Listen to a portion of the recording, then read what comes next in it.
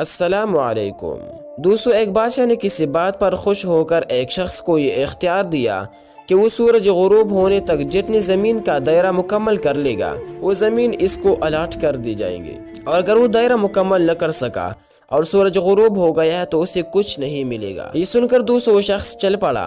چلتے چلتے ظہر ہو گئی تو اسے خیال آیا کہ اب واپسی کا چکر شروع کر دینا چاہیے، مگر پھر لالچ نے غلبہ پا لیا اور سوچا کہ تھوڑا سا اور آگے سے چکر کاٹ لو۔ پھر واپسی کا خیال آیا تو سامنے کے خوبصورت پہاڑ کو دیکھ کر اس نے سوچا اس کو بھی اپنی جاگیر میں شامل کر لینا چاہیے۔ الغرض دوستو واپسی کا سفر کافی دیر سے شروع کیا۔ اب واپسی میں یوں لگتا تھا جیسے سورج نے اس کے ساتھ مسابقہ شروع کر دی ہے۔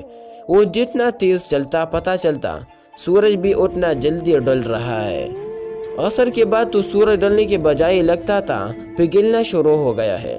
وہ شخص دوڑنا شروع ہو گیا کیونکہ اسی سب کچھ ہاتھ سے جاتا نظر آ رہا تھا۔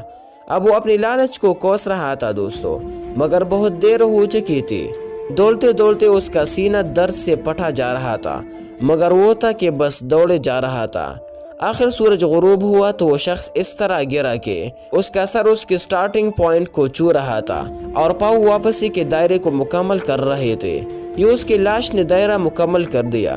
جس جگہ وہ گرا تھا اسی جگہ اس کی قبر بنائی گئی اور قبر پر کتبہ لگایا گیا جس پر لکھا تھا اس شخص کی ضرورت بس اتنی ساری جگہ تھی جتنی جگہ اس کی قبر ہے۔ اللہ پاک نے بھی اسی طرف اشارہ کیا ہے، والعصر ان الانسان لفی خسر۔ آج ہمارے دائرے بھی بہت بڑے ہو گئے ہیں۔ چلیے دوستو واپسی کی سوچتے ہیں۔ اللہ پاک ہمیں موت سے پہلے موت کی تیاری کی توفیق نصیب فرمائے اور خاتمہ بالخیر فرمائے، آمین۔